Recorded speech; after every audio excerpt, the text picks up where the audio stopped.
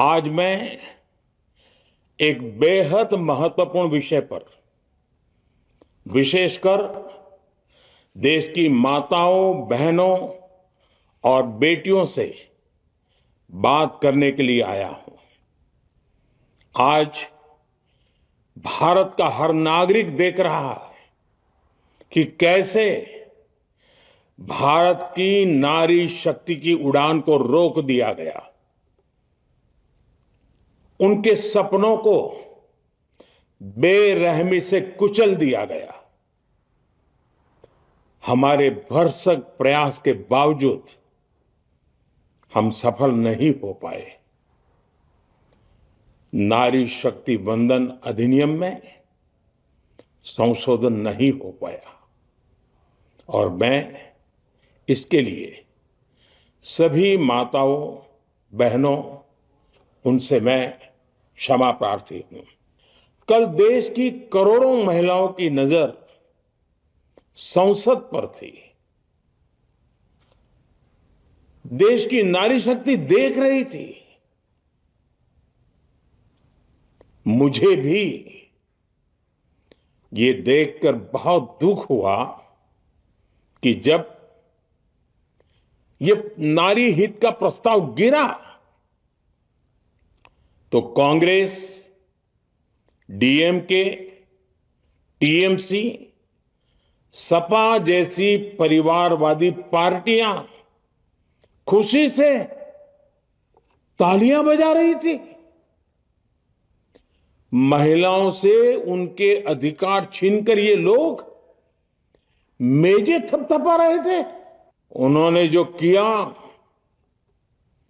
वो केवल टेबल पर थाप नहीं थी, वो नारी के स्वाभिमान पर, उसके आत्मसम्मान पर चोट थी। और नारी सब भूल जाती है, अपना अपमान कभी नहीं भूलती। इसलिए संसद में कांग्रेस और उसके सहयोगियों के उन सबके व्यवहार की कसक हर नारी के मन में हमेशा रहेगी। देश की नारी जब भी अपने क्षेत्र में इन नेताओं को देखेगी तो वो याद करेगी कि इन्हीं लोगों ने संसद में महिला आरक्षण को रोकने का जश्न मनाया था। देश की 50% यानी आधी आबादी को उसका अधिकार देने का साफ नियत के साथ, ईमानदारी के साथ किया गया एक पवित्र प्रयास था। नारी को भारत की विकास यात्रा में सहयात्री बनाने और सबको जोड़ने का प्रयास था। नारी शक्ति वंदन संशोधन समय की मांग है। नारी शक्ति वंदन संशोधन उत्तर, दक्षिण, पूरब, पश्चिम सभी राज्यों की, हर राज्य की शक्ति में समान वृद्धि का प्रयास था।